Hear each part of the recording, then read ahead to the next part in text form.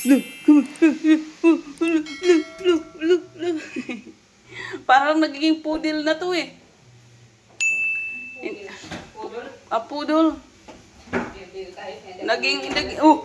Poodle na flying fish.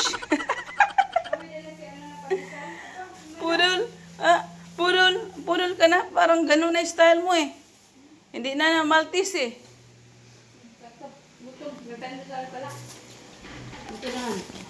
Saan galing? Pandesal na naman yan na.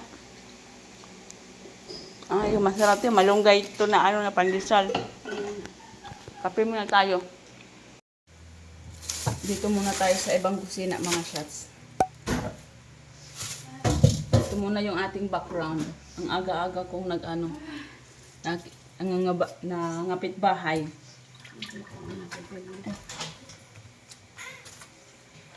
Mag-market haul. Market haul talaga. Basta palingki lang yan. Market haul ka kung nalalaman. Ikaw nga, yung gusto mo, cravings lang din yun.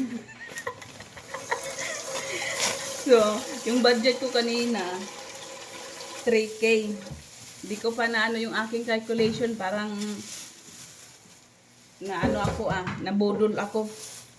Akala ko napamura tayo sa palengke. Mura naman sa aking calculation, kaso nga lang, hindi ko pa alam Kung bumili mo yan sa palengke nyo doon, ilang peraso lang nabili mo. Bumili na ako ng ganito kasi nga na-realize ko pala, sa tagal namin nagpapalengke araw-araw, mas mahal pala siya. Kaya bumili na tayo nito. Nagpa-market na tayo. Pahiya nga ako ng mga baunan mo. Parang maubos yata ang bauna natin. Ayun, marami pa nga sa likod eh. Wala na. Yung malalaki meron. Hindi, ayun oh. May yung mga puti na yan, kung gusto mo, dali mo na sa inyo. Ano ba Lagyan yun mo na siya? siya ng plastic. Kaya sa SNR, Ano ba mas yan? lagyan mo siya sa... Kung ilan naman ng mga ganito. Karne din. Wala man akong ano din. Kapag plastic mo na lang, Wrap. mo na lang. Wrapping paper, ano ba tawag mo? Nandito oh. Meron ba dyan? Inanak pala. Ayos ah. May driver na, may taga-bit-bit na, nanguha pa. Saan ka pa? Only in the Philippines. So ito na lang paglagyan ko ng aking mga pinamili. Kasi marami naman siya. Ang dami mong ganito.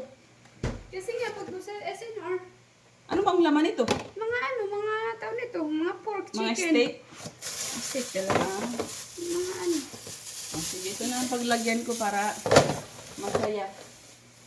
So, ang una kong binili, itong drumstick. 210 yung drumstick na to. Ayaw pa ni ate magpabenta sa akin ng drumstick. Gusto niya Thai. Sabi ko, ate ano lang, drumstick yung gusto ko. Ay, hindi po kami nagbibenta. Ubos na po kanina pa. Meron, dami naman ganyan yan doon. Sabi ko, sige, sa iba na lang. Sabi niya, ay sige, magkano bang, ilang bang kilo? Si ate talaga, oh. Ilang bang kilo gusto mo? Kala niya kasi wala kang pera, mayaman ka pala. 275, 210 tong aking drumstick. Ito yung pangbaon ni Paul. Kasi yung anak ko, binibigyan ko ng baon. Ayaw ko kung anong pinagbibili niya. Minsan tinanong ko, ano bang ginawa mo sa pera mo? Ano bang lunch mo doon? Sabi niya, tinapay siya kako. Yatik tong batang ito. So ayan, parang malaki naman tong ano. Kailangan ko ng maliit. Ano nga naman, tatlo-tatlo, tas malaki yung surublan ko. Eh, malaki naman yung ref mo doon. Hindi ba, ibig sabihin ganyan, tatlo yung akong paglagyan, ganyan. Bakit ano mo, isa mo, bakit ka naman lalamuin? Siyempre, hindi, ito yung Lagyan mo siya ng lunis. plastic sa taas para hindi siya magdikit. Yun yung ginagawa ko. Mindset pa, mindset. Hindi ko magana kasi kape pa lang yung pumasok. Wala pang kanin. Maupos yung ano mo dito. In clear. Ito na siya lahat para lagyan na lang sa ref. Ano ba tayo? Sa aso? social tong mga aso namin, naka-breast chicken pa. Meron lang ko kasi ko sino ba yung contact ko. Pagkatanggal na lang po ng ano po to. Sabi niya, ayaw mo ng buto. Sabi ko sa aso lang po yan. Pagkasosyal naman ng aso mo. Sarang. Ano yan? Ano ba rin itong ano mo? Malungkot din yan. Maubusan naman tayo ng pasensya ito. Imbis ka pilang, ay naku, inang bayan.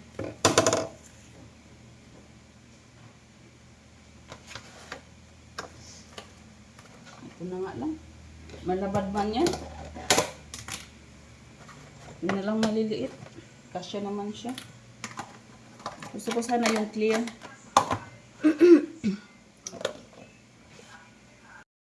Ayan. So, tapos na ako mag-ano mga shots, maghugas ng aking mga pinamili. So, meron tayong dalawang, tawag nito, Adidas na manok. Tapos, meron din tayong dalawang drumstick. Ayan. Dalawang drumstick yan na chicken. Tapos, meron tayong fish. Yung bangus fillet. Tapos, ito yung galunggong. Tapos yung ating pampano. And yung ating kunting pork. Pang sabaw ba. Tapos meron din akong dalawang, ay hindi naman, 4 na, tawag kasi nito, pork chop. Tapos yung ating pampano ulit. Tapos yung ating tilapia. So, yan yung aking nabili sa mga pang-frozen. Tapos,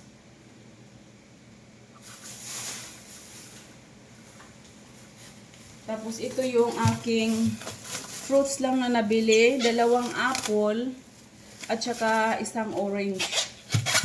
Yung atin naman pang baon ni Ate Nicole din, meron tayo ditong Shanghai. Tapos 2 chicken nuggets. Yan. Tapos meron tayong 2 lumpia. Pangbaon niya rin to. 2 lumpia. Tapos pang snacks. Tapos 1 ham. Pang ano ni Jowa sa mga ano niya. Sandwich. Tapos 2 ulam burger. And 1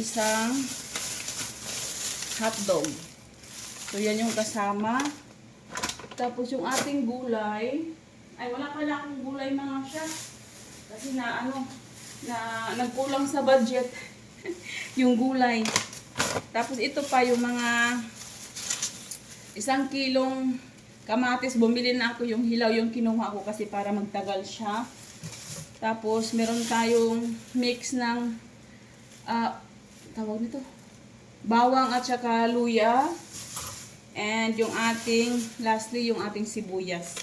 So, lahat yun, as of now, na ano ko pa lang na compute is parang nasa 2.5 to 2.6 yung aking nagastos. But then again, hindi ko pa alam kasi may missing pa. Ay, meron pa pala akong isang full na egg tray na large.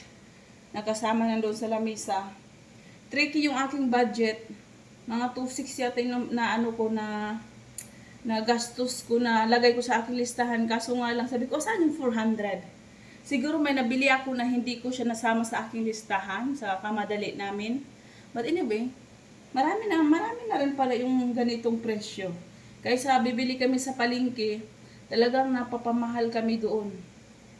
So, which is good na napupunta kami sa palengke at salamat sa aking kapatid na sinamahan niya ako doon sa pamalengke. And meron akong mga stock sa ating ref na for the first time ngayon lang magkaroon ng laman. Yung as in yung ano talaga yung tambak na ano ba na mga pagkain kasi hindi talaga like what I said kanina, hindi kami nagtatambak sa ref namin kasi nga malapit lang kami doon sa palengke namin kaya hindi kami nagtatambak ng pagkain. Ngayon lang talaga siya for the first time mula kung nagsama kami ni Jowa, ngayon lang kami nagpatambak ng ganito sa frozen food. So, yan lang yung ating vlog for today. Thank you for watching mga shots. Please don't forget to like and subscribe sa aming YouTube channel sa mga hindi pa po nakapag-subscribe. Thank you for watching. Bye!